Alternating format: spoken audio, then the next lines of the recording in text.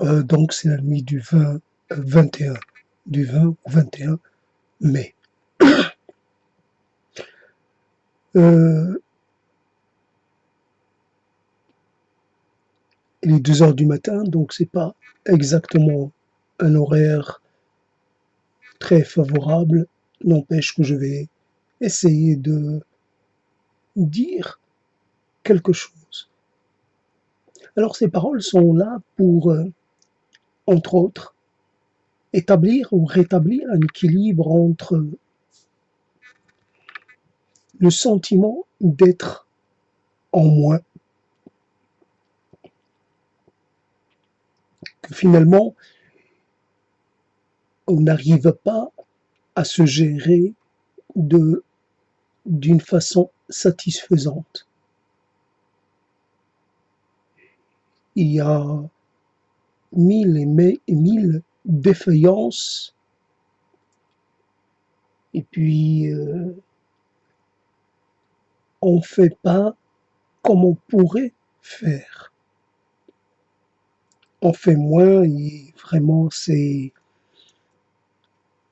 on est déçu par soi-même. C'est avant de l'être par d'autres, on est d'abord déçu par soi-même. C'est pas qu'on ait une très haute idée de soi, mais on sait que si l'on se donne un peu les moyens, le temps, l'attention, le dévouement même pour une tâche,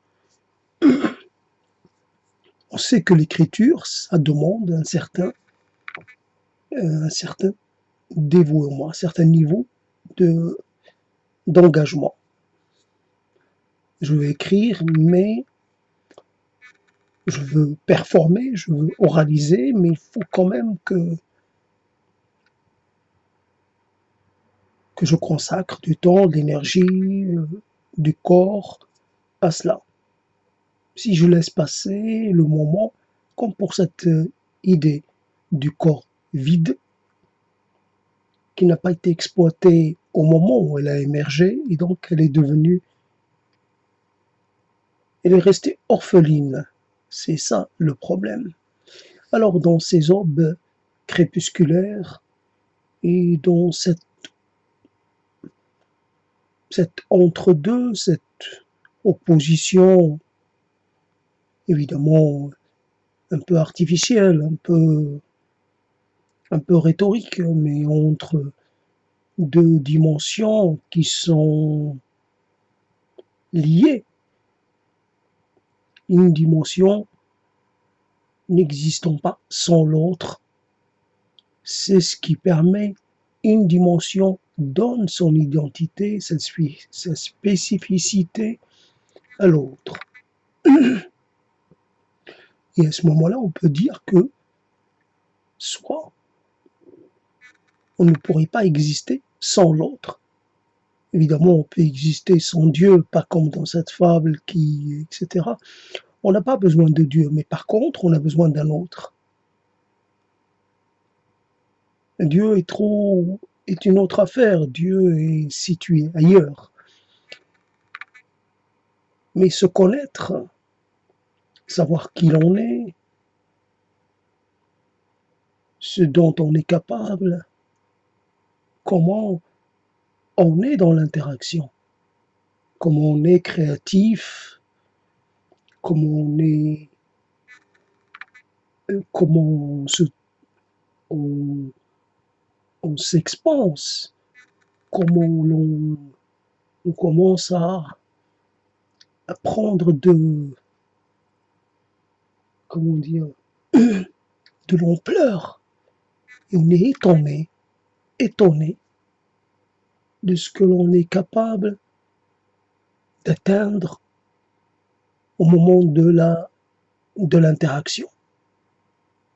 Chose évidemment qui est impossible quand on est uniquement face à soi-même.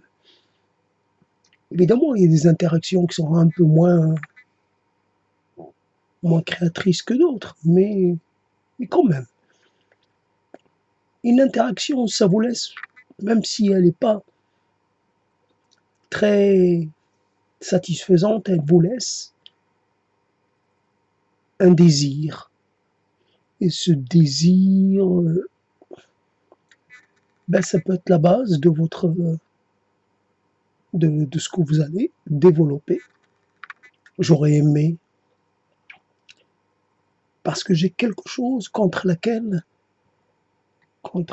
je me détermine. Donc,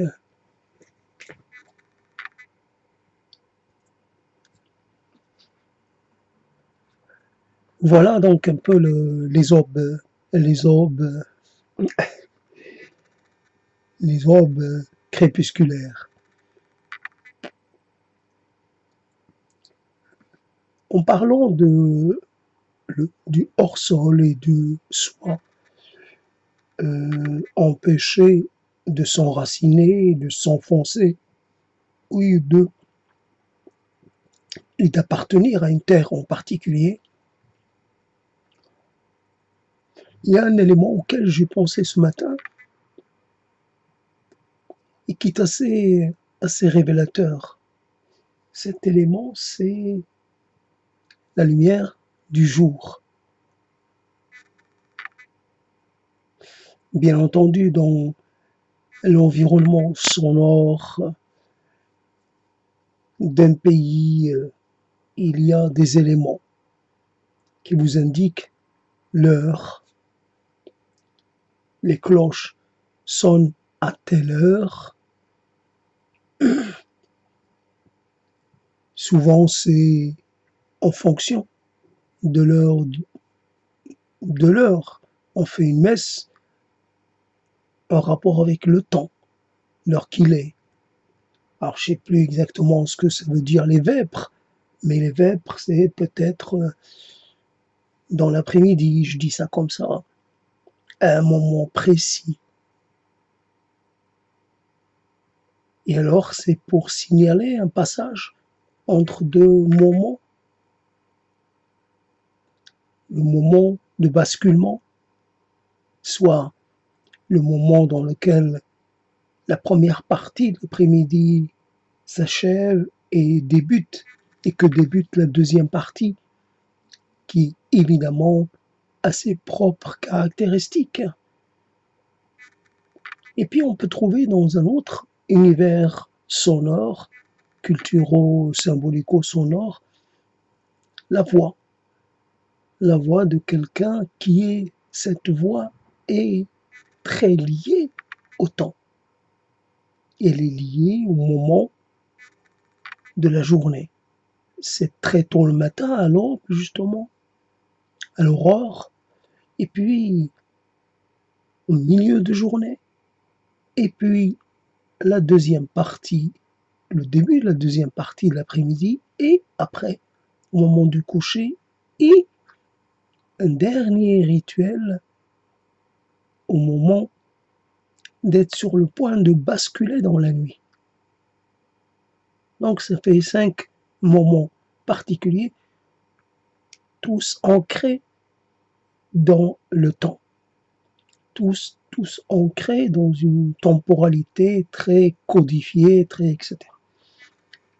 Alors, mais ce qui était que même sans qu'il y ait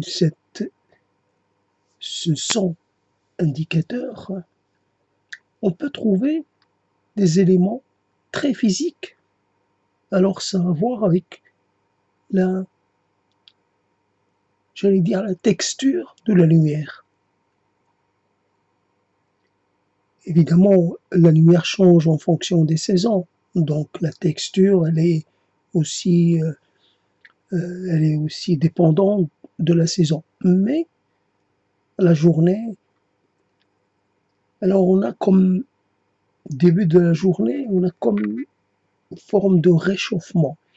Il y a de l'humidité, un côté un peu humide. Et donc vers 10 heures, on sent un basculement. On n'a pas besoin de regarder une montre, on peut dire, tiens, il est à peu près 10 heures. Et souvent, c'est suivi d'un casse-croûte, suivi d'une collation. Voilà. Milieu de matinée, une collation. Alors qu'ailleurs, ça n'existe pas. Mais comme le milieu de matinée est vraiment très précis, donc 10h, 10h30, et après, donc on a à peu près, on pourrait avoir, on a 2 heures, 2 heures de, comment on peut appeler ça, de temps entre, avant la prochaine, le prochain changement. Prochain changement, c'est le passage de la matinée, c'est la fin de la matinée, le basculement dans l'après-matinée. Donc évidemment, c'est en français, c'est le midi, c'est le médium, c'est le, le moment qui va séparer, le moment qui va séparer de façon parfaite, de façon équilibrée, on va dire, mais c'est plus abstrait que quelque chose d'effectif. Mais on établit, il est midi, alors c'est en fonction du soleil, c'est le soleil qui indique le milieu de journée. Il y a des instruments, etc. pour cela. Dans d'autres situations, en hiver, il n'y a pas d'instrument, pas d'horloge solaire, ni rien. Il y a juste un sentiment. Il y a quelque chose dans l'air. Le, le changement de densité, le changement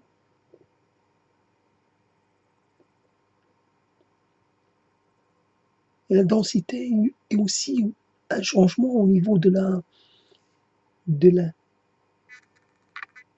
j'allais dire, la qualité de la lumière ou la texture de la lumière, on pourrait dire tessiture de la lumière.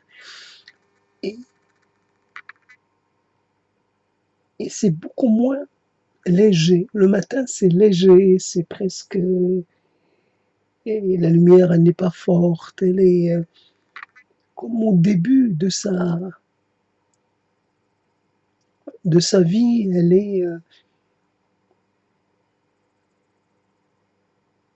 on a une, elle nous procure beaucoup de joie et beaucoup de dynamisme et beaucoup d'envie de, voilà, on se sent léger, on se sent frétillant, on se sent, mais l'après-midi, c'est autre chose. La lumière est un peu plus, j'allais dire, plus métallique, beaucoup moins brillante, mais un peu plus épaisse. Et vous avez donc le milieu de l'après-midi qui est très, là aussi que vous pouvez déterminer de façon subjective, mais qui n'est pas loin d'être objective. Et vous pouvez avoir un coq qui chante, voilà, donc ça peut être quelque chose de très indiquant. Après, voilà ce qui fait qu'un pays est différent d'un autre. Les repères qu'on avait, qui nous étaient familiers, qu'on maîtrisait, avec lesquels on vivait, ces repères disparaissent.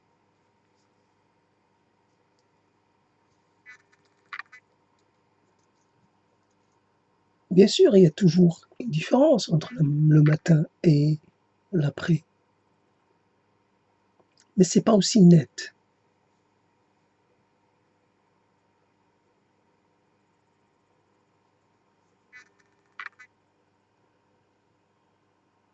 Je sais pas, le matin, c'est le milieu de matinée, c'est aussi le moment où certaines familles amènent un plateau, évidemment, de thé à la menthe, avec peut-être un peu de pain, je sais pas, ou en tout cas du thé à la menthe, à l'enfant, au père artisan, par exemple. on reçoit un plateau. Ce plateau, on le reçoit au milieu de matinée. On ne le reçoit pas l'après-midi. Mais on peut recevoir donc ce plateau-là aussi venant de quelqu'un qui n'est pas de votre famille, mais de temps en temps vous en fait cadeau. Et si en dehors du café, la cérémonie du café, le partage du café, après et on partage plus rien. Donc voilà quelque part ce qui vous cause un sentiment d'étrangeté par rapport au milieu dans lequel vous êtes, c'est cette incapacité de retrouver ce que vous aviez, ce que, ce qui vous était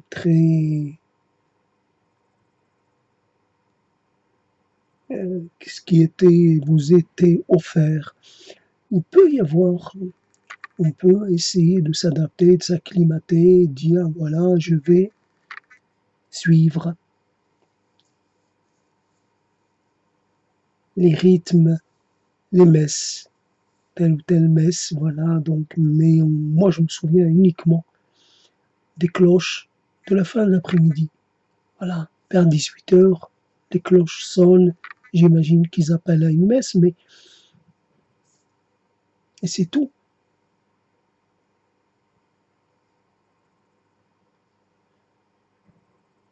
Voilà, quelque part, on est dans un lieu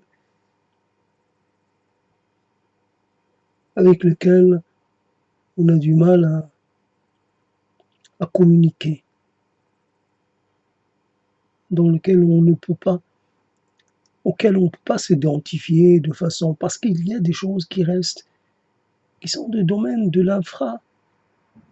l'infraconscience même. Je me sens dépaysé, mais je ne sais pas exactement, je ne saurais pas dire pourquoi exactement. Je me sens pas tout à fait dans mon élément.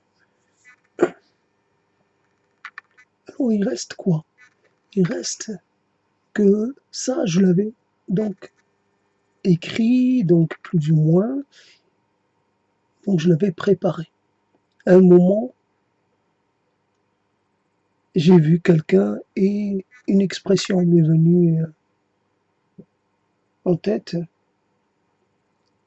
c'était plus dur sera la chute. Finalement, je me suis dit,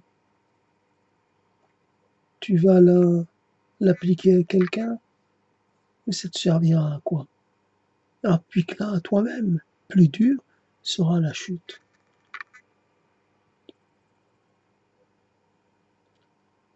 On ne sait pas comment les choses vont évoluer.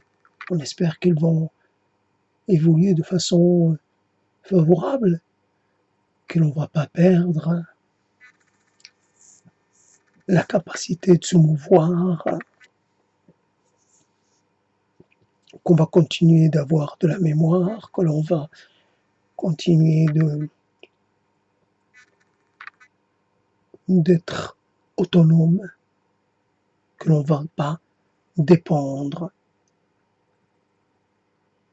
de la bonne volonté d'une personne ou d'une institution, que l'on va rester libre d'aller venir, de faire, de penser, de crier, d'apostropher, de haranguer, de se mettre en colère, de tenir des discours. Ah ouais, je vais faire mon discours fondateur. Et à ce propos, et en parlant de fondation, j'aimerais réactualiser l'idée de prophétorat, euh, euh, donc la situation où le statut de prophète qui contrariait le prophète avorté. C'est comme ça que je l'avais appelé.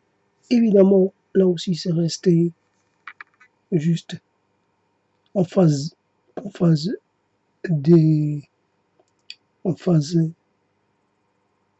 comment dire, en phase première, en phase d'émergence, mais ça n'a pas bénéficié d'attention et de traitement.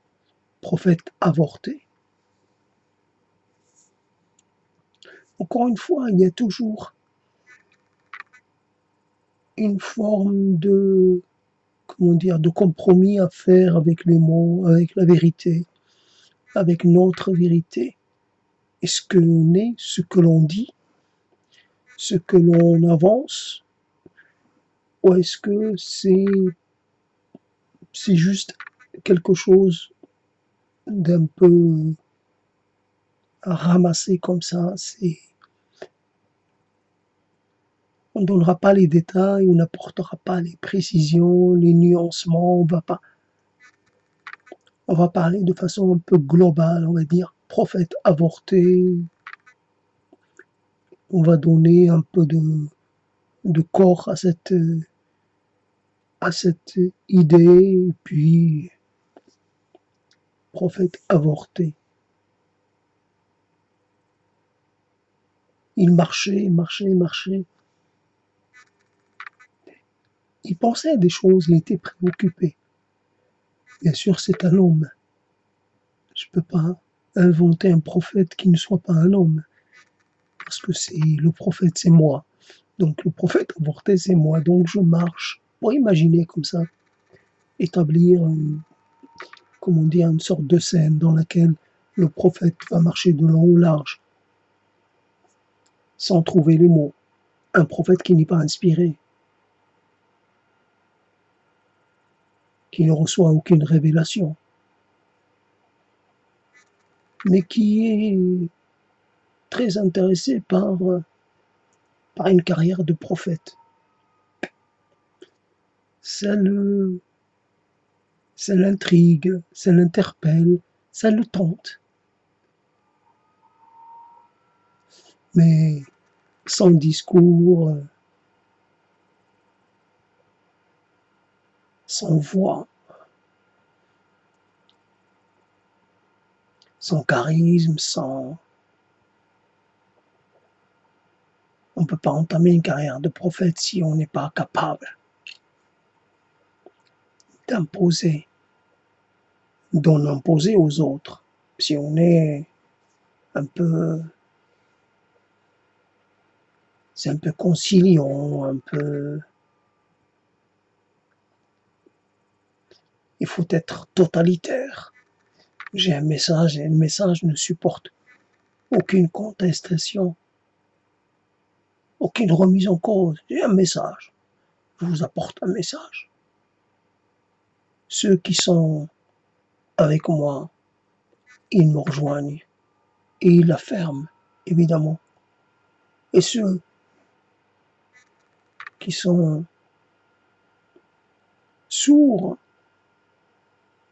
qui font les sourds, qui font ceux-là, on leur réglera leur compte plus tard, qu'on sera devenu fort. On les forcera à venir avec nous, car il ne saurait y avoir de zone vide. La révélation doit s'étendre sur toute la surface de la terre. Ah oui, c'est comme ça c'est ce qu'on soit. C'est ce qu'on soit, pas une révélation locale pour une population d'un endroit. Ah non, c'est la prétention, comme on dirait, comment je pourrais dire, universelle. Panne,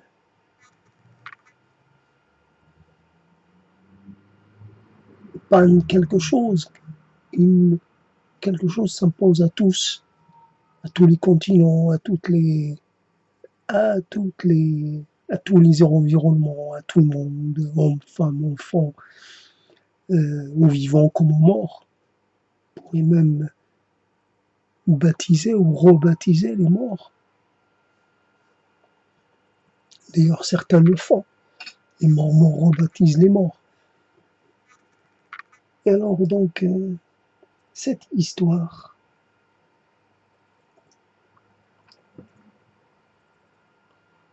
donc ce texte-là, pour l'instant, il n'est pas encore très, très évident.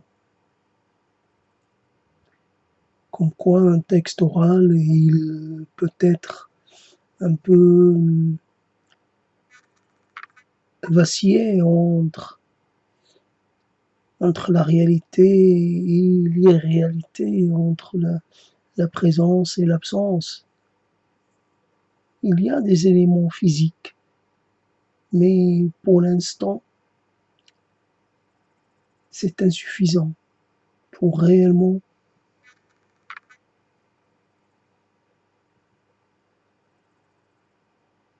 pour que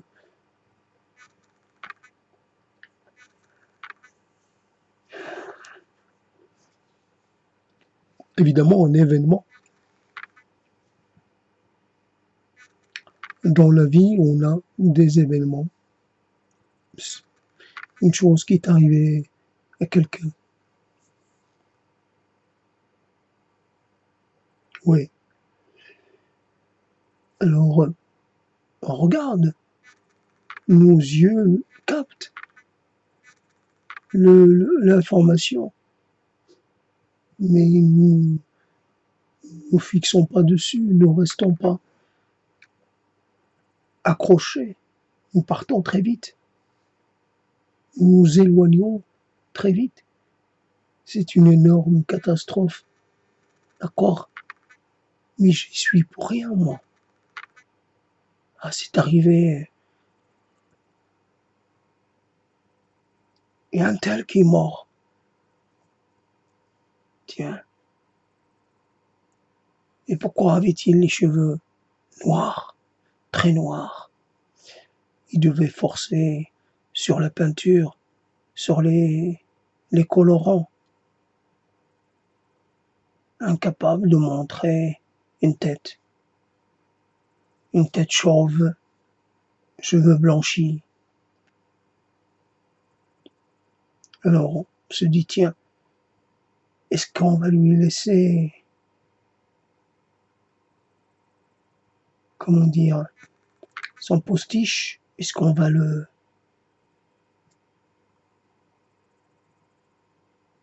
maquiller? Est-ce qu'on va le, quand même? Voilà ce qu'on remarque. On remarque qu'il y a quelque chose qui choque un peu. L'incapacité de faire face, de montrer ce que le temps nous fait, il nous abîme. Bon, il nous transforme. Mais bon, c'est la coutume. C'est arrivé à d'autres.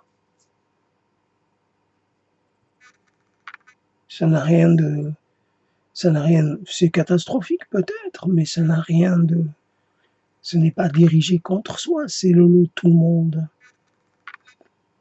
Voilà ce que on se dit quelque part.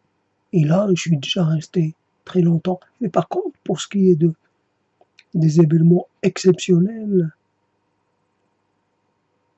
avec lesquels on est en contact direct, des choses qui nous concernent.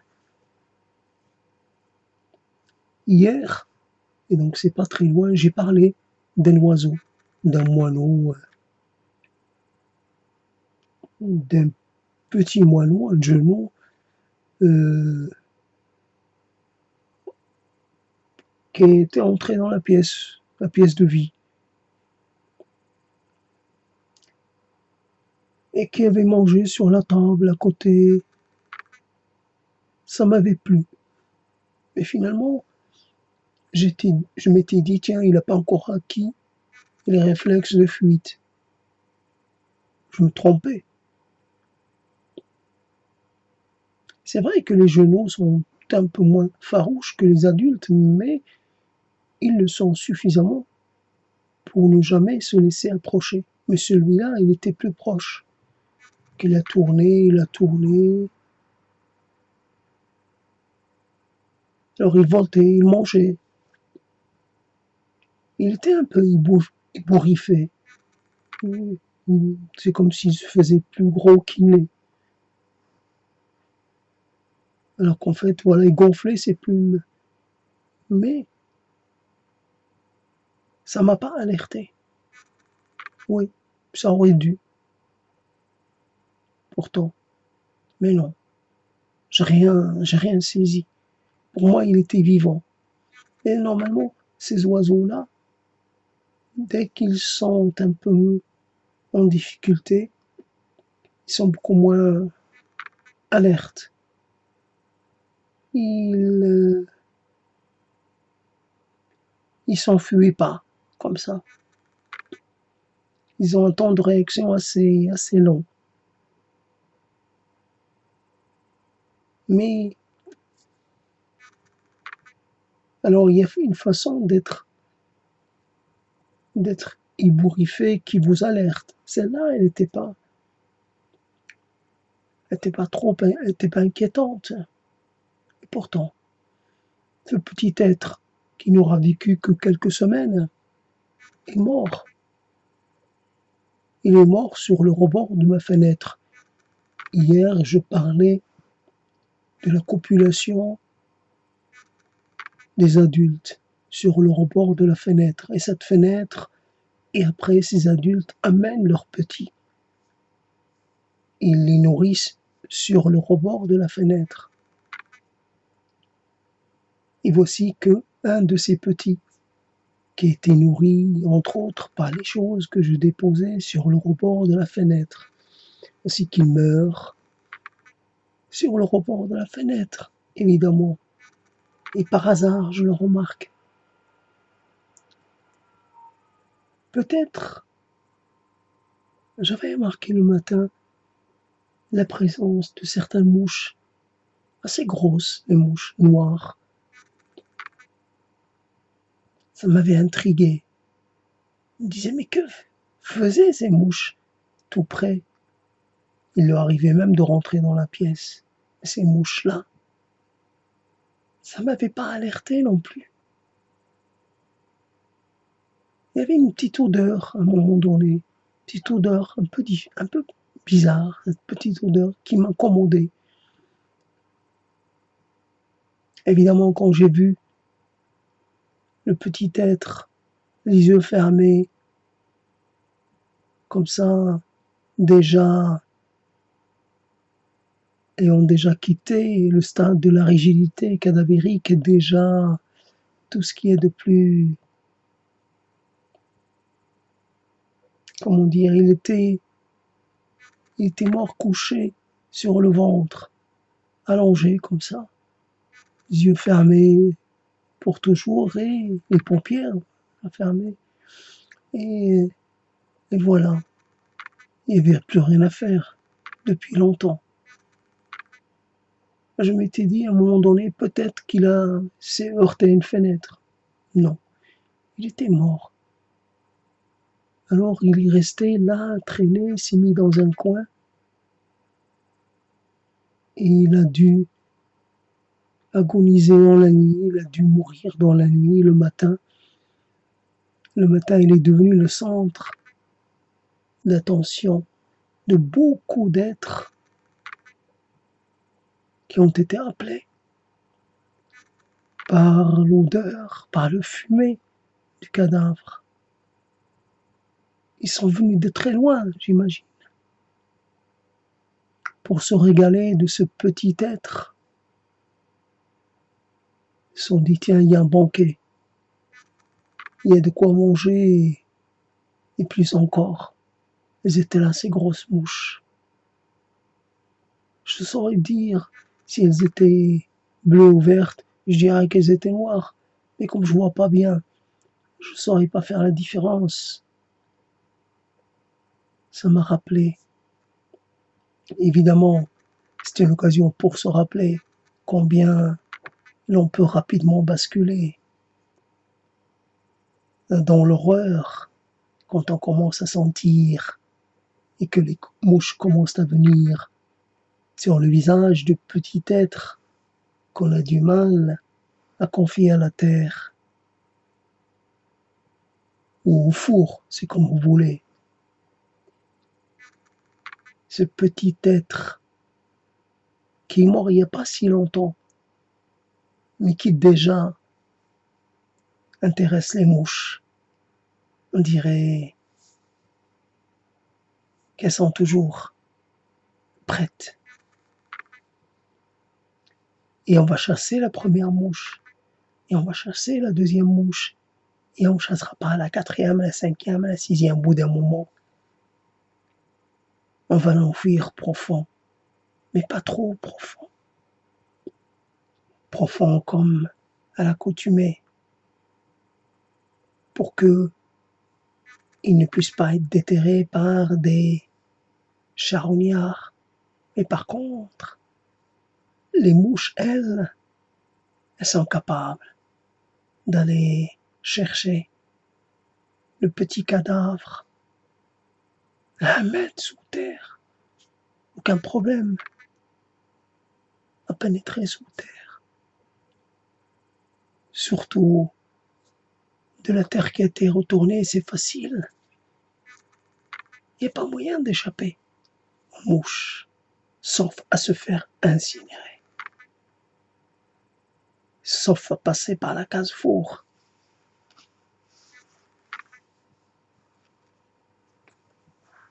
Un drôle de rappel.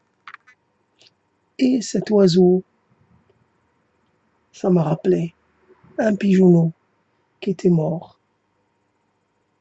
Ces pigeons qui m'appartenaient. Un petit est mort. Je l'ai pris et j'ai emmené avec moi, je pense, 2 autres garçons de la famille plus jeunes, et moi j'étais le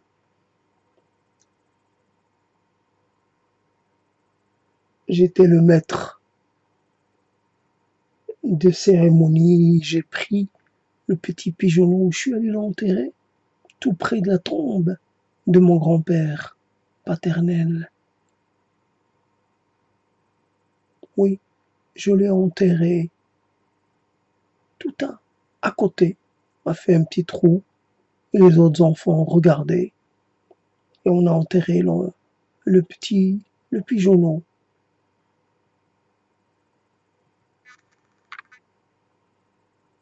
Ça allait de soi. Ça me, ça m'avait paru tout ce qui est de plus normal, plus naturel à faire.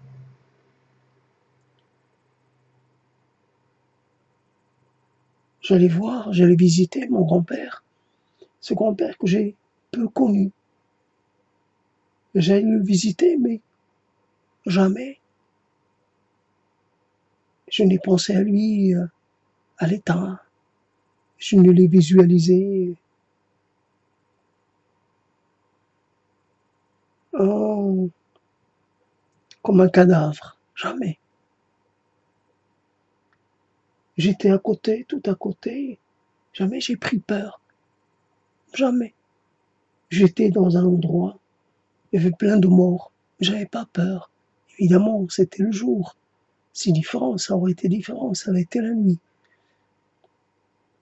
Mais j'aurais pu, comme ça, basculer dans un roman, comme ça, dans une sorte d'invention romanesque dans laquelle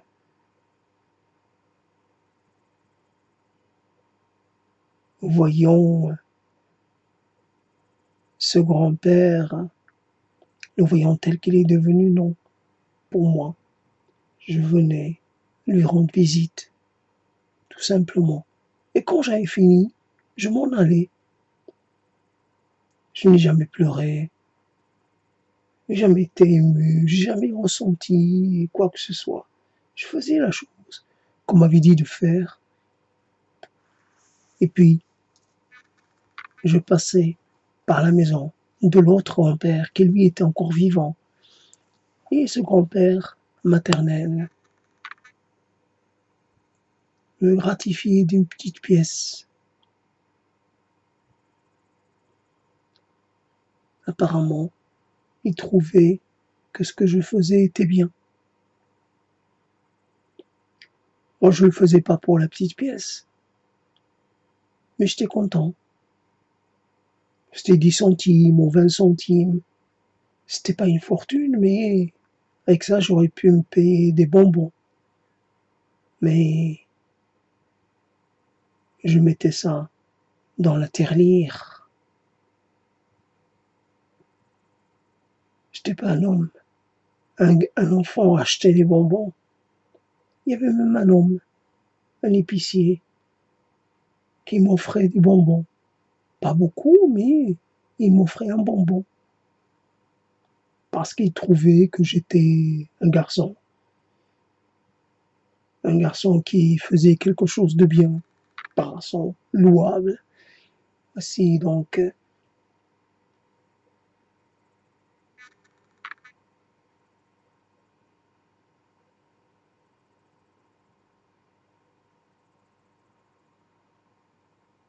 la mort, c'est terrible.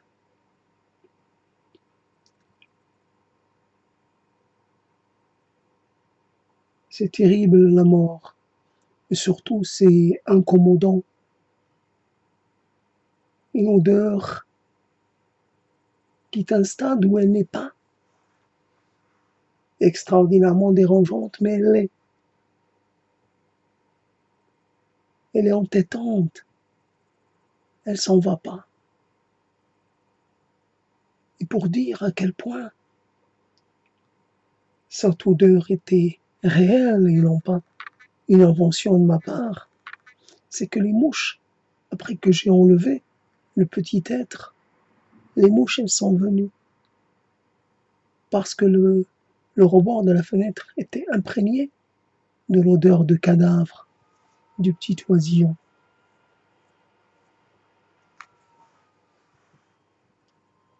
Oisillon qui se gonflait, un peu comme dans la fable, qui paraissait plus gros qu'il n'est en réalité.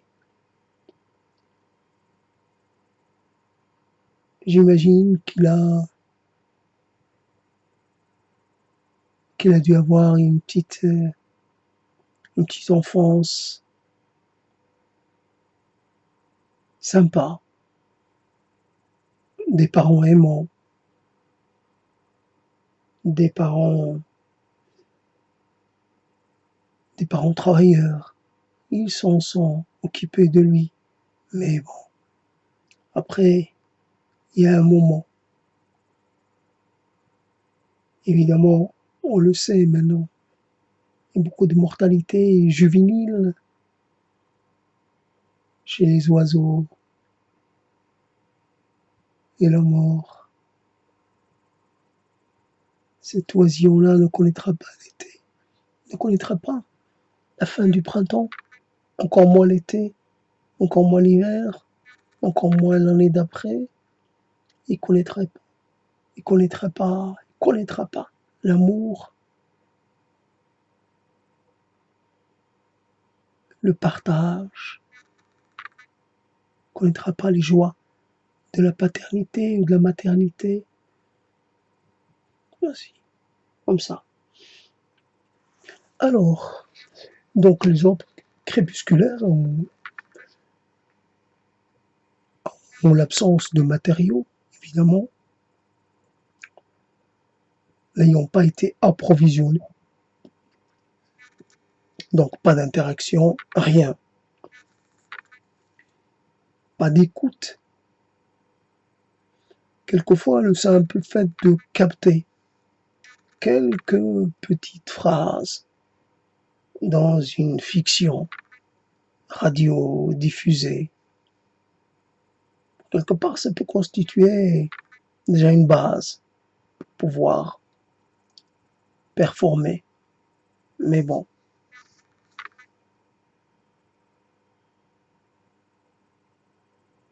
j'ai écouté Pajot parler de Mitterrand, ça m'a pas inspiré.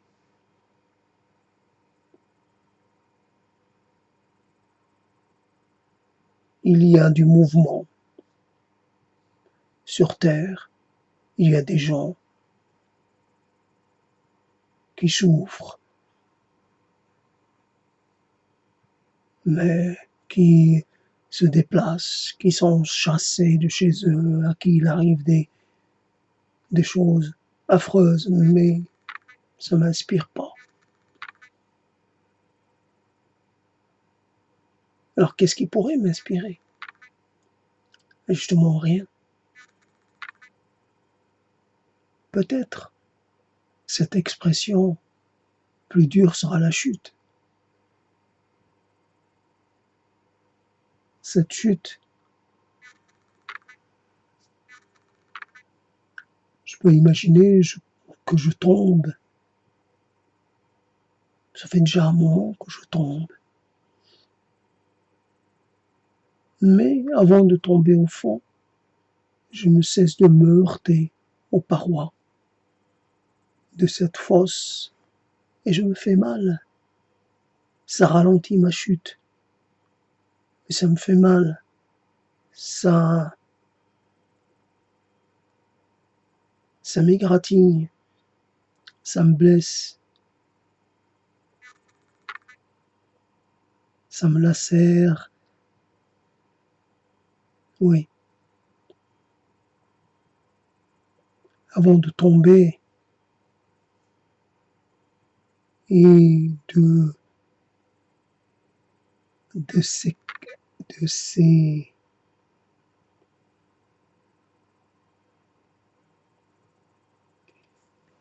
donc les aubes, j'allais dire les aubes renaissantes, quelque part, on peut trouver quelque chose dans ce sens.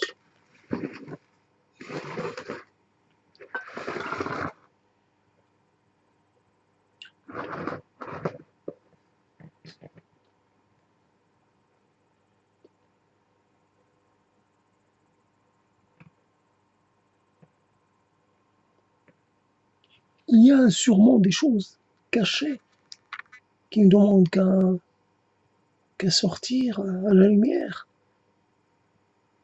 Et comment faire? Comment faire pour aller les chercher?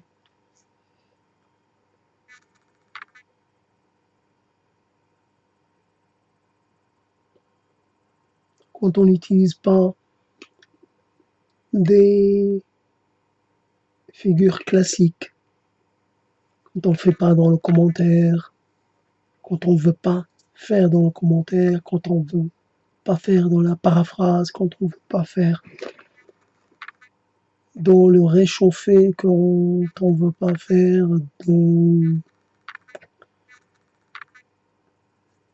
dans l'ordinaire, hyper ordinaire.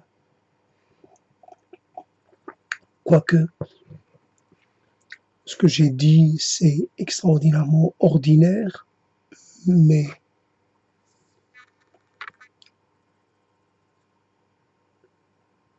parler, c'est comme un moment, prendre la plume, un stylo, quelque chose, puis se mettre en position d'écrire ou de taper, puis rien ne vient. Il y a comme une forme de paralysie, rien ne vient. J'ai tout, j'ai des papiers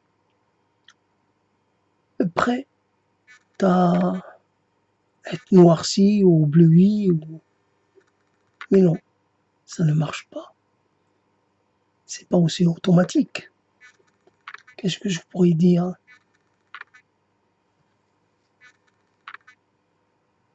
Vous voyez comme le monde, vous voyez comme le monde, il est assez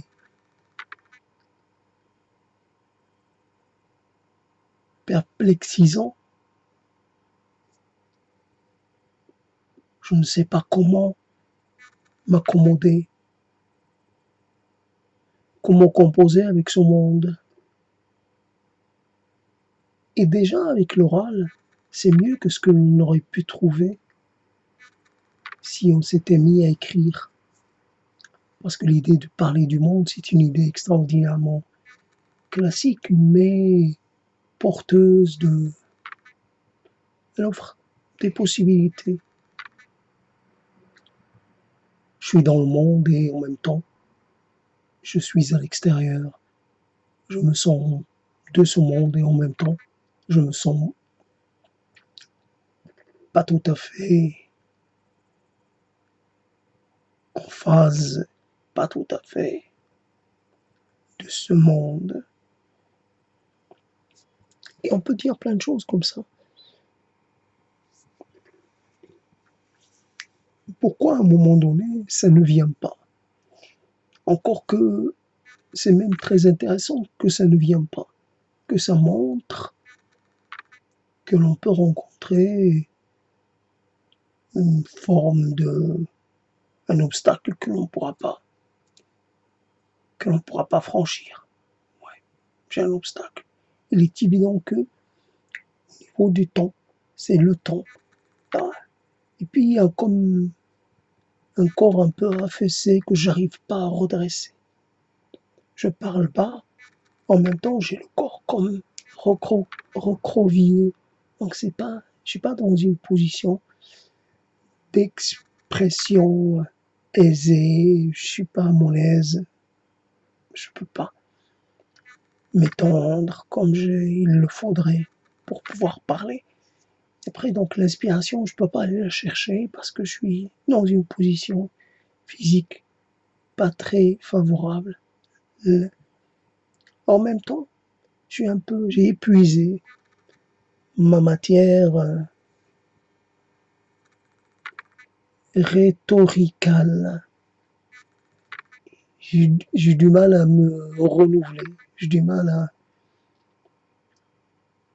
à changer d'angle d'attaque. Alors, voilà. C'est aussi un moment où on arrive à la fin d'un cycle, ou à la fin de quelque chose, et on a du mal à rebondir. On espère que l'on va rebondir quand même, qu'on aura une occasion de retrouver de l'aisance, de la faconde, trouver de la verbalité.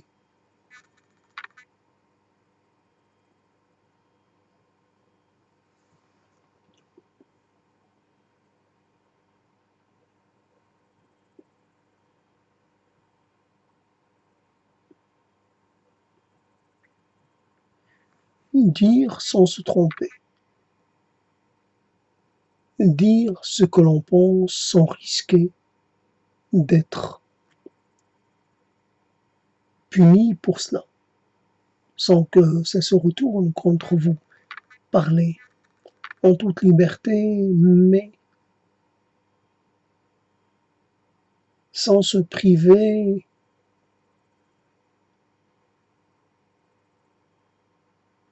de l'assentiment des autres. Toujours comment, quelle est la parole que l'on doit mettre en avant.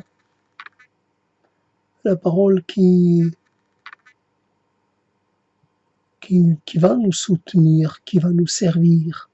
Quelle parole, quelle logique, quel discours, quelle rationalité,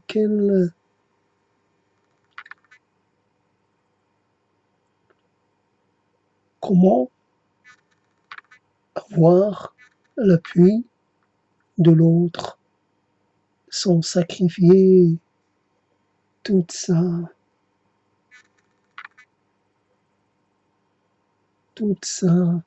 vérité, toutes ses particularités, toutes ses singularités.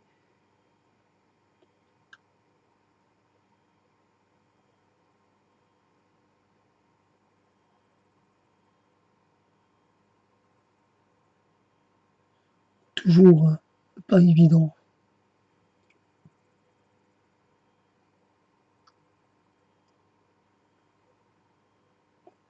Quelquefois, le changer de langue permet de se sortir d'un moment difficile.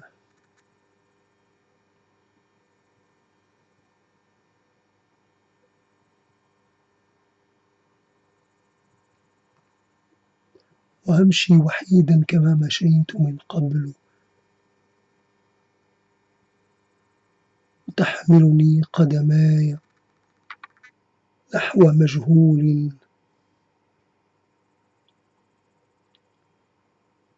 غارق في الظلام، وأخاف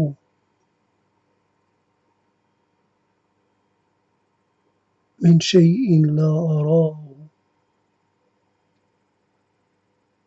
وأخاف من شيء لا أعرفه، وأخاف من شيء لا أفقهه، وأخاف من ما لا أملك.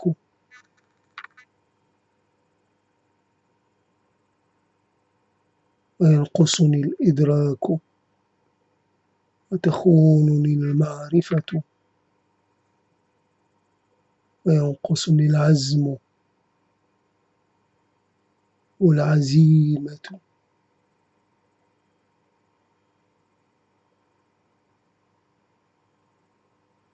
أفق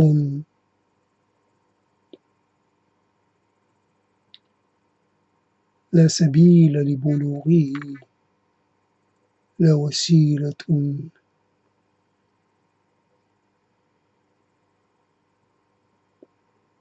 ولا طريق للوصول إليه. أفق يتباعد،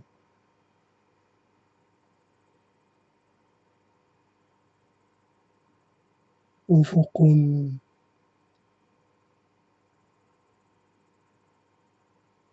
يتلاعب بتطلعاتك، آمالك وأشواقك وأحلامك وعباراتك.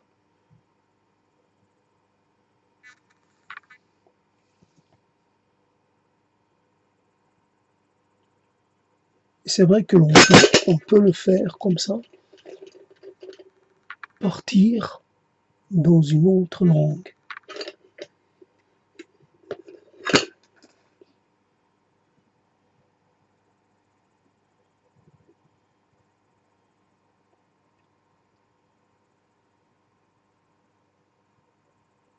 هزني هزني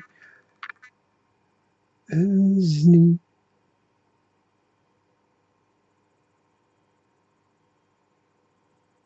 فيقني من رقادي، هزني خرجني من سهادي، وريني فينا هي بلادي.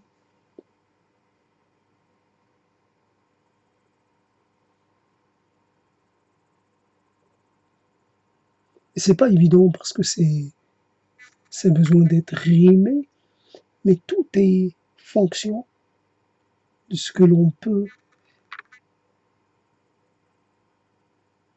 comment dire, on doit se jouer de ce corps. Encore faut-il pouvoir le faire sans s'attirer les foudres du voisinage. Voilà le problème. On peut essayer, on peut forcer ce corps, forcer à s'exprimer, à rester, à demeurer avec nous, à ne pas nous forcer à nous retirer. On peut. Oui, c'est mon corps, d'accord. Il n'en peut plus, d'accord. Je le comprends. Mais je veux quand même qu'il fasse un effort. Je sais que je lui demande beaucoup, mais avec moi, il a l'habitude. Alors, et puis, ça va pas le tuer, ça va pas l'achever. Alors, fais un effort.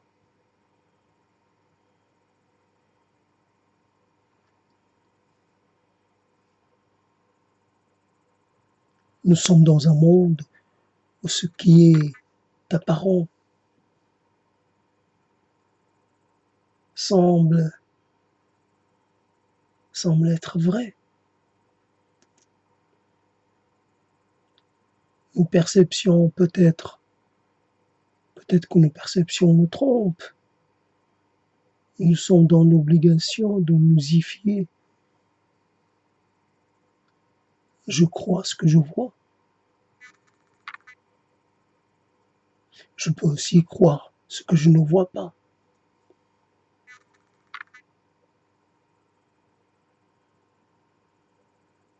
Car je ne peux pas tout voir.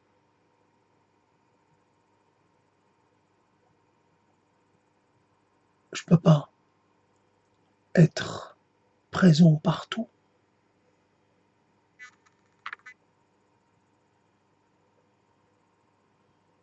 Mes sens semblent concorder pour me faire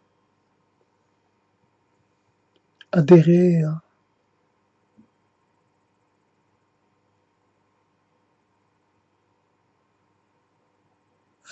un commun consensus. Nous devons,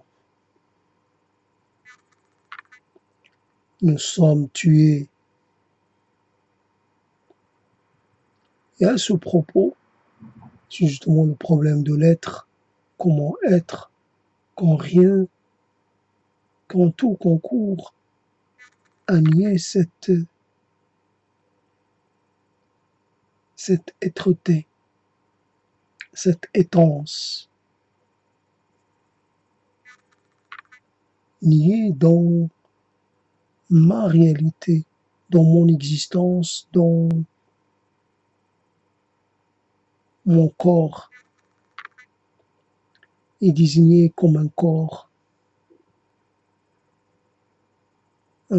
qui n'a pas,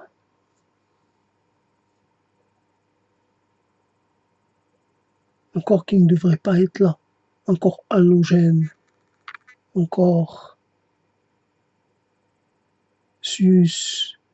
surnuméraire, un corps excédentaire, un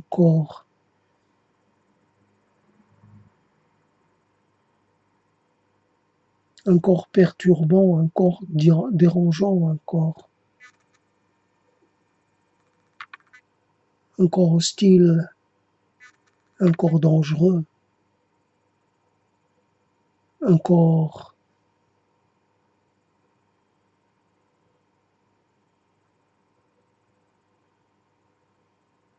qu'il faut garder à l'écart. Donc, il y a moyen, il y a mille façons. En tout cas, il y a une réalité devant laquelle je dois m'incliner. J'ai été vaincu. Ce n'est pas très, ce n'est pas grave d'avoir été vaincu parce qu'on n'arrive pas. Et à un moment, on n'arrive pas. Et l'aube crépusculaire devient quelque chose de très lointain, d'inaccessible. C'est vrai que ça existe sûrement. Mais pour l'instant, j'en suis pas très, comment dire, je ne l'aperçois pas. C'est lointain, voilà. Les orbes crépusculaires devront attendre un autre moment pour recevoir un traitement à la hauteur de traitement qu'elles méritent. Donc je m'arrête là, à une autre fois.